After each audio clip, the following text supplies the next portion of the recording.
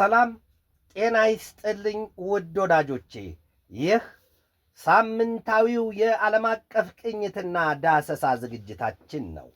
በዛሬው ዝግጅታችን የምንመለከተው በኢራቅ ኩዌት ወረራ ወቅት የኢራቁን ፕሬዚደንት ሰዳም ሁሴንን ኃይል ለማንበርከክ ስለተዘጋጀው የህብረ ብሔሩ ኃይል፣ ስለ ጦርነቱና ስላጋጠመው ሞት በዝርዝር እንመለከታለን። እስከ ዝግጅቱ ፍጻሜ ድረስም አብራችሁኝ ትዘልቁ ዘንድ የአክብሮትና የፍቅር ግብዣዬን የማቀርብላችሁ አዘጋጅቼ የማቀርብላችሁ ትዕግስቱ በቀለ ነኝ። የባሕረ ሰላጤው ጦርነት ወይም በጋልፍ ዋር ከ1990 እስከ 1991 የአውሮፓውያኑ ወይም ኦፕሬሽን ዴዘርት ሺልድ ወይም ዴዘርት ስቶርም ልክ የካቲት 28 1991 ከ35 ሀገራት የተውጣጣ ኃይል ያስገመገመበትና በዩናይትድ ስቴትስ ኦፍ አሜሪካ ወይም በአሜሪካ የሚመራ ጥምረት በኢራቅ አናት ላይ የጨፈረ የሰፈረበት ዋናው ምክንያቱ ደግሞ ኢራቅ ኩዌትን 18ኛ ግዛቴ ናት በሚል ለመጠቅለልና ለመያዝ ያሰፈሰፈችበት ያ ጦርነት በሁለት ክፍል የተከፈለ ሲሆን አንደኛው ኦፕሬሽን ዴዘርት ሺልድ በሚል ሲጠራ ከነሐሴ 2990 እስከ ጥር 17 1991 የዘለቀ ነው። በዚያ ሂደትና ቆይታም የሳውዲ አረቢያ ጦር ኃይል የተገነባበት ሲሆን ሁለተኛው ደግሞ ኦፕሬሽን ዴዘርት ስቶርም ይሰኛል። ከየካቲት 17 1991 እስከ ጥር 28 1991 የአውሮፓውያኑ የቆየ ነው። የጦርነቱ መጀመሪያ ሂደት በኩዌት የተሰማራውን የኢራቅ ወራሪ ኃይል ለማስወጣት የተጀመረ ነው ይባላል። ጦርነቱ በአየርና በባህር የተካሄደ ሲሆን ከጥር 17 1991 የአውሮፓውያኑ የጀመረና ለ5 ሳምንታት የዘለቀ መሆኑም ይታወሳል። ከዚያም በየካቲት 24 ቀን የምድር ውጊያ መጀመሩን ታሪክ ያስታውሳል። ያ ጊዜ ደግሞ ለህብረ ብሔሩ ኃይሎች የመጨረሻና ታላቅ ድልን ያጎናጸፈ እንደነበር ይገለጣል። ያ ውጊያ በእርግጥም ኩዌትን ነፃ ያወጣና የህብረ ብሔሩን ኃይሎች ወደ ኢራቅ ድንበር እንዲገሰግሱ ያስቻለም ነው ተብሎለታል። በዚያ ሂደትም የኢራቅ ኃይል ተዳክሞና ተፈቶ በ100 ሰዓታት ውስጥ የተኩስ አቁም ስምምነት ማሳወጁ ይነገራል። የዚያ የህብረ ብሔሩ ጥምር ኃይሎች ታዲያ በኢራቅ በኩዌትና በሳውዲ አረቢያ ድንበሮች ከዚህ ተመለስ ሳይባል ግዙፍ ጥቃት መሰንዘሩ አይዘነጋም። የበረሃው ማዕበል ያስከተለው ከባዱ ኪሳራ በተለይም በአሜሪካ ዘንድ ከቀዝቃዛው ጦርነት ወዲህ የመጀመሪያው ሆኖ ተመዝግቧል ነው የተባለው። እንደ አውሮፓውያኑ አቆጣጠር በነሐሴ 1990 በኢራቁ ፕሬዚደንት ሳዳም ሁሴን የሚመራ በዘመናዊ ትጥቅ የተደራጀ የኢራቅ ጦር ኃይል በኩዌት ላይ እንደተጠመጠመና ደም እንደጠማው የበረሃ ዘንዶ ሊሆን አስልቶ መዘጋጀቱም ይታወቃል። የኢራቅ ጦር ኃይል በዚያ ለ8 ዓመታት በዘለቀውና ከኢራን ጋር በነበረው ግዙፍ ጦርነት የተራቀቀ የጦር ስልትን ቀምሯልና ሁሉንም ጦርነት በአሸናፊነት የሚያጠናቀቅ መስሎት ነው የሚያሰላው ይባልለታል። ኢራቅ በጊዜው ለአሜሪካ ዋናው የነዳጅ ዘይት ላኪ ሀገር ስትሆን የዚያን የአሜሪካን ረብጣ ሚሊዮንና ቢሊዮን ዶላር ካዝናዋ ቢሉ ባንኮቿ እንኳ ሳይቀሩ መሸከሚያ ቃታቸው የድንኩሻ ነፍሰ ጡር መሆናቸውን የሚያስታውሱት ብዙዎች ናቸው። አሜሪካ በዚያ የኢራቅና ኢራን የ8 ዓመታት ግዙፍ ጦርነት ወቅት ለኢራቅ ዋናዋ የጦር መሳሪያና ቁሳቁስ አቅራቢ ሀገር ነበረች። በዚያ ጊዜ ታዲያ በአሜሪካ የሚደገፈው የኢራቅ ጦር ኃይል በዓለም ላይ 4ኛው ግዙፍ ጦር ኃይል መሆኑም ነው የሚገለጠው።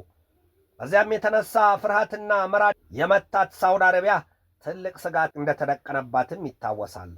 ሳውዲ አረቢያ እንደዚያ በራደው ልቧና በተንገዳገደው ስሌቷ ወደ ኋላ ብትል ኖሮ ኢራቅ በዚያ ጊዜ የዓለምን የነዳጅ ዘይት ገበያ 1/5ኛውን ተቆጣጥራ ነበር። ጌታዋን የተማመነች በግ ላቷን ከደጅ ታሳድራለችን የሆነው የኢራቅ መንግሥት በተለይም ፕሬዚደንቱ ሳዳም ሁሴን የተባበሩት መንግሥታት ድርጅትን ድንጋጌ ስንትና ስንት ጊዜ መጣሳቸውም ይታወቃል። ታዲያ ከዚያ የተነሳ የተባበሩት መንግሥታት ድርጅትም በንጉሥ አይቆጡም በጨለማ ያፈጡም ምን ሆኖበት ኖሮ የኋላ ኋላ ላይ ሳዳም ሁሴን ኩዌትን ሲወሩ አንጀቱ ያረረው የተባበሩት መንግስታት ድርጅትም ከአሜሪካ ጋር በጽናት ለመቆም ጥሪ አልፈለገም ነበር ነው የተባለው። ወዲያው ብድግ ነው ያለው። በዚያ የኢራቅ ኩዌት ወረራ ወቅት ታዲያ አሜሪካ ከፍርሃቷ የተነሳ ከ500,000 በላይ ወታደሮቿን በሳውዲ አረቢያ ማስፈሯ ሲገለጥ ዋና ምክንያቷም እብሪት የነፋቸው የኢራቁ ፕሬዚደንት ሳዳም ሁሴን ሳውዲ አረቢያን የሚተነኩሱ ከሆነ ወዲያው የሳዳምን ኃይል ከቅርብ ርቀት የሳውዲ አረቢያን እንዳይረግጥ ለማድረግ ከዚያው ለመምታት እንደነበር ነው የሚገለጠው። ልክ ጥር 17 1991 ኦፕሬሽን ዴዘርት ሺልድ መጠሪያው ስያሜው ተቀይሮ ኦፕሬሽን ዴዘርት ስቶርም መሆኑ የተገለጠበት ጊዜ ነው። ያ የበረሃው ማዕበል በሚል መጠሪያው የተከፈተው ግዙፉ ጦርነት ደግሞ በደቡብ እስያ ቀጠና ከተከፈተው ግዙፉ ጦርነት ወዲህ የታየ ግዙፍ ጦርነት ነው ይባልለታል። በዚያን የዘመቻ የበረሃው ማዕበል ጦርነት ወቅት አሜሪካና 40 የአጋር አባሮቿ ሀገራት በርካታ የአረብ ሀገራትን ጨምሮ ማለት ነው ከ18,000 በላይ የአየር ኃይሎቻቸውን ማስፈራቸውና ከ116,000 በላይ የጦር አውሮፕላኖቻቸውን አሰልፈው ከ88,500 ቶን በላይ ቦምቦችን በሳዳም ሁሴን ኃይሎች ላይ መጣላቸው ይነገራል። በዚያ መልኩ ለ6 ሳምንታት የአየር ላይ ዘመቻና ጥቃቱ ካበቃ በኋላ የእግረኛ ኃይል ገብቶ ጦርነቱ የቀጠለው ወይም የተረመረመው ለ100 ሰዓታት ብቻ ነው። ከዚያ በኋላ ኩዌት ነጻ ወጣች። ከዚያ ከተጠመጠመባት ደም የጠማው የበረሃው ዘንዶ መቀነቷ ተፈታች። ኢራቅ የዚያን የህብረ ብሔሩን ኃይል ለመበታተን ስትል ባሰላችው ቀመርና ብልሃቷ በእስራኤል ላይ የስካድ ሚሳይሎቿን እንደ በረዶ ማዝነቧም ይታወቃል። ይሁንና ግን እስራኤል በዚያ በመካከለኛው ምስራቅ ቀጠና ምድር አሉ ከሚባሉት ሀገራት ከማንም በላይ ዘመናዊ ጦር ኃይልና የጦር መሳሪያ የታጠቀች ሀገሯ ከመሆኑ አንጻር እንኳን ከአሜሪካ ጋር ባላት ጥልቅና ብርቱ አጋር አባርነት ለሳዳም ሁሴን የዚያ መሰሉ ጥቃት ምላሽ አለመስጠቷ ምንጊዜም ሲያስመሰግናት ይኖራል ነው የሚባለው። የበረሃው ማዕበል ጦርነት ለመጀመሪያ ጊዜ የኤምአይ 104C ፓትሬት ሚሳይል በጦርነት ከጥቅም ላይ የዋለበት ጊዜም ነው። የኤምአይኤም 104C ፓትሬት ሚሳይሎች የኢራቅን የስካድ ሚሳይሎችን በአየር ላይ ሳሉ ለማምከን የወጡ የዚያን ዘመን የተራቀቀ የጦር መሳሪያ ጥበብ ስሪቶች መሆናቸውን ልብ ይሏል። በዚያ የበረሃው ማዕበል ጦርነትም 697,000 የአሜሪካ ጦር ኃይል አባላት ተካፍለዋል ነው የሚባለው ወይም ተዋግተዋል። ከነዚያ የአሜሪካ ወታደሮች ደግሞ 299ኙ ሕይወታቸውን አጥተዋል። የበረሃው ማዕበል ጦርነት በሌላኛው መጠሪያው ፐርሺያን ጋልፍ ዋር ወይም የፋርስ ባሕረ ሰላጤው ጦርነት በመባል ይጠራል። ወይም ደግሞ የመጀመሪያው የባሕረ ሰላጤው ጦርነት ይሉታል። ለዚያ ጦርነት ዋናው መንስኤ ደግሞ የኢራቁ ፕሬዚደንት ሳዳም ሁሴን እንደ አውሮፓኑ አቆጣጠር በ1990 መጀመሪያ ላይ ኩዌትን መውረራቸው ነው። የዚያን የሳዳምን የኩዌት ወረራ የተመለከቱት ዋና ዋናዎቹ የአረብ መንግስታት ግብፅና ሳውዲ አረቢያ አሜሪካ ጣልቃ እንድትገባ ጥሪ ማቅረባቸውን ተከትሎ ሌሎችም የምዕራባውያኑ መንግስታት ኃይላቸውን ማዋጣታቸውና ማቀናጀታቸው አይዘነጋም። ድር ቢያብር አንበሳ ያስርን ያስታውሷል። ሳዳም ሁሴን የሆኑትና ይሰሩትን አሳጥቷቸው ነበር ይሏቸዋል ጥጋብ። ያን ጊዜ ታዲያ እርሳቸው የተባበሩት መንግስታት ድርጅት እስከ 1990 የአውሮፓኑ አጋማሽ ከኩዌት እንዲወጣ ሲሉ ትእዛዝ መስጠታቸው በምዕራባውያኑ ዘንድ የግልብጥ ልጅ የረገመኝን ሆኖ ለበቀል ስሌት ማስቀመሩም ይታወቃል።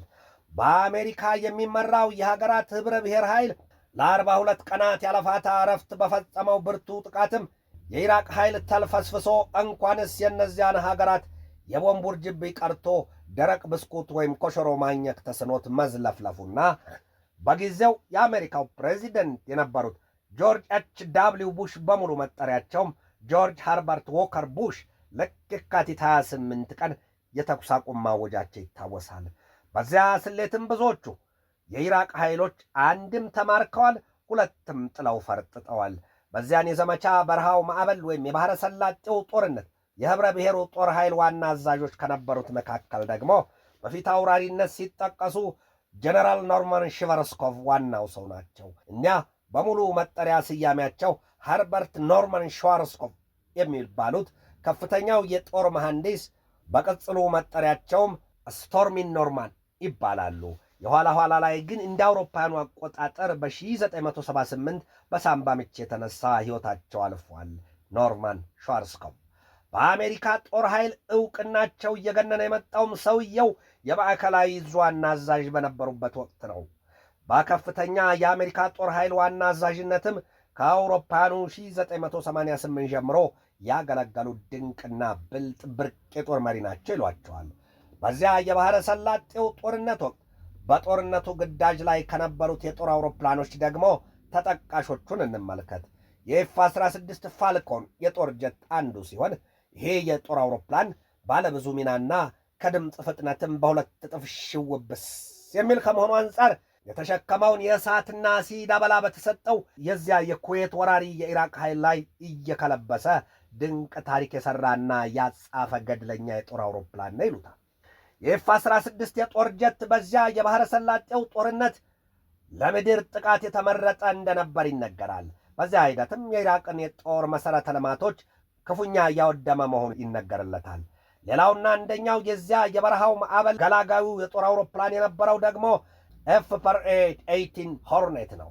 አውሮፕላኑ እጅግ ዘመናዊና ከድምፅ ፍጥነትም በ1.8 የሚከንፍ የተራቀቁ የጦር መሣሪያዎችን ሰግጦ በጠላትና በተሰጠው ኢላማ ላይ ድንገቱን ደርሶ የእልቂት መርዶ የሚያረዳ ነው። በዚያ የባሕረ ሰላጤው ጦርነትም ሆርኔት የአየር ላይ የበላይነቱን የተቆጣጠረ ነው።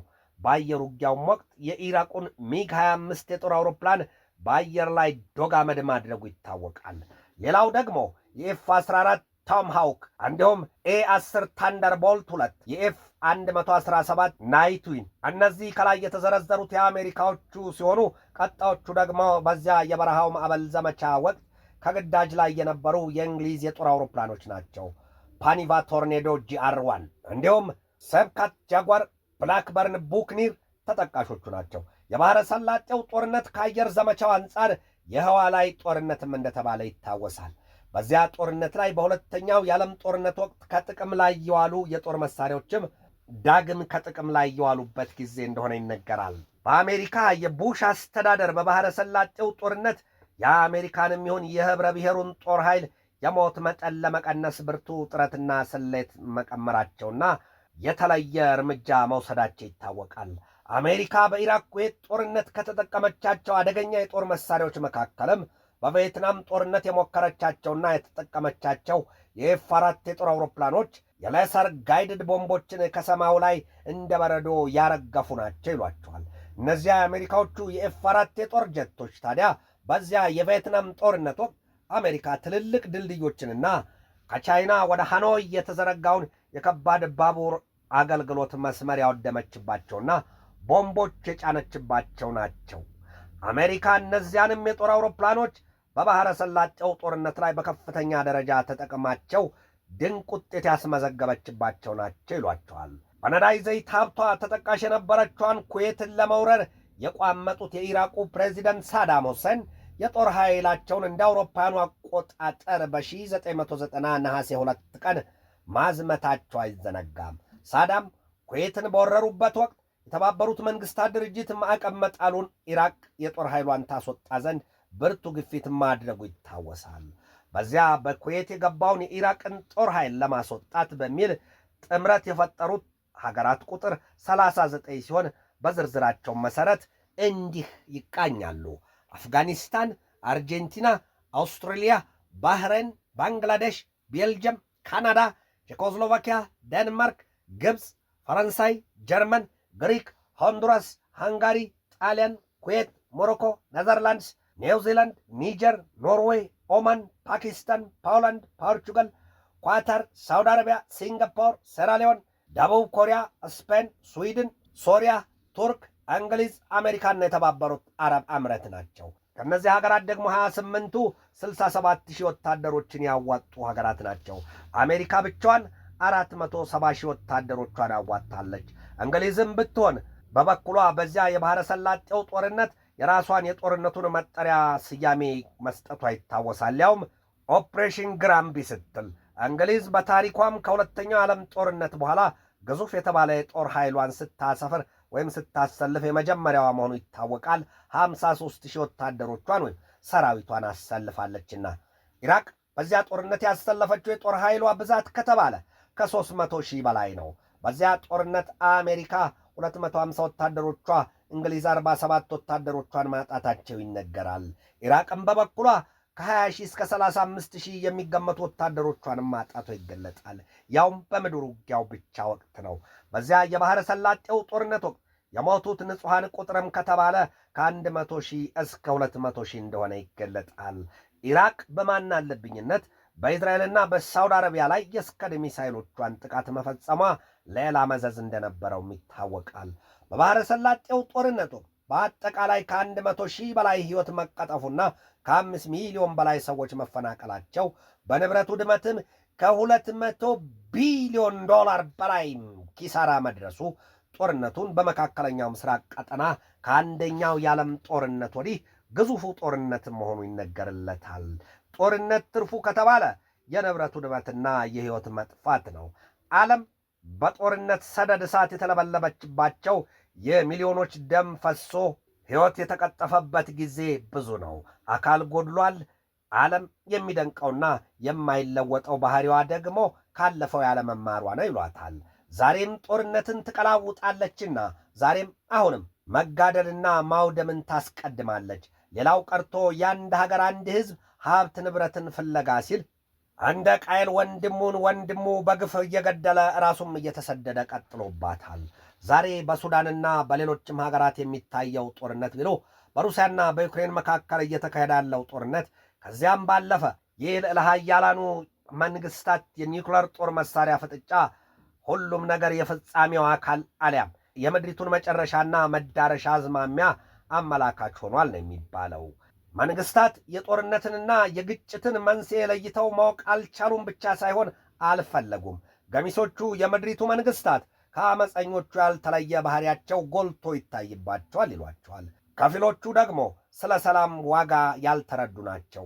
ከጦርነት የሚገኘው ትርፍ ምን መሆኑ ያልተገለጠላቸው። ውድ ወዳጆቼ የዛሬን በዚህ ያበቃው። ቀጣይ ረቡዕ በሌላ ዝግጅት እጠብቃችኋለሁ። እስከዚያው ከልባችን እስከ ዓለማችን ሰላም ተመኘሁ። በድጋሜ ሰላም።